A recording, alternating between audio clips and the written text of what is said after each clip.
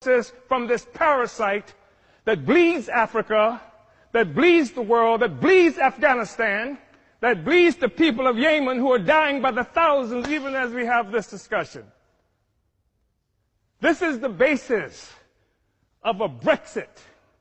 It can't stand together anymore because the host is rejecting the parasite. And it's creating crisis throughout Europe and throughout the imperialist world. I think it's necessary, brothers and sisters, to say that there has been a natural trajectory by African people for closer union. We know that we're talking about having this discussion in part because in 1884-85, Europeans sat at a table in Berlin, Germany, not a single African there, and carved up Africa into the territories that we now sometimes call countries and illogically refer to as nations. Africans didn't do that. It was Europe that did that. It was Europe and imperialism that required Africa to be divided so that the resources of Africa, both human and material, could come and pave the streets in London and grow the buildings in Amsterdam and bring clean water to New York, while the streets in Sierra Leone are not paved. And the people in Sierra Leone do not have clean water. And there's no national electric grid there.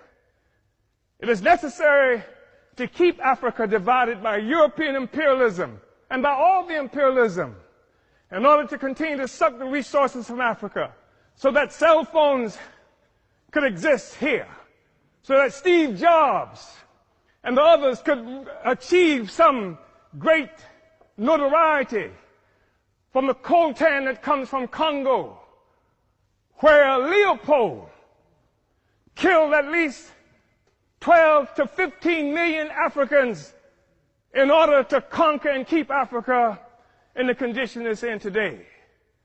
We talk about a united Africa and African Union because of what European imperialism has done to Africa to keep us divided. We know it's true.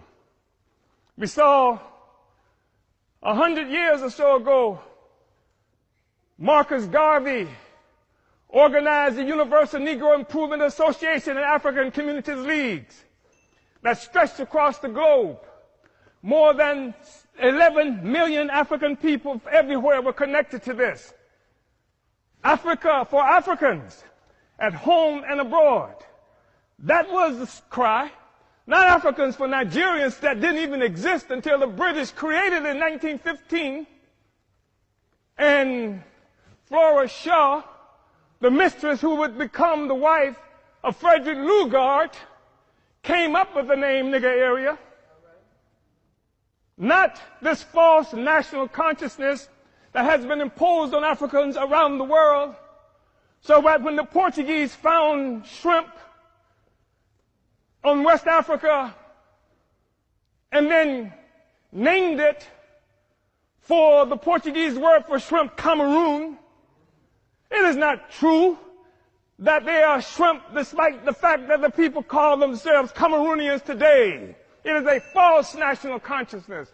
The false national consciousness that created the American Negro, that created the Black Brit, the Afro-Swede. We are one Africa, one nation, and we must have closer union. But in order for that to happen, it has to be a revolutionary union.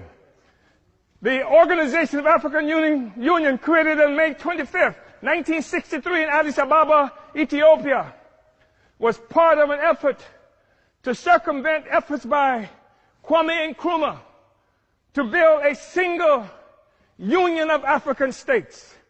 And instead we come up with an Organization of African Union that codified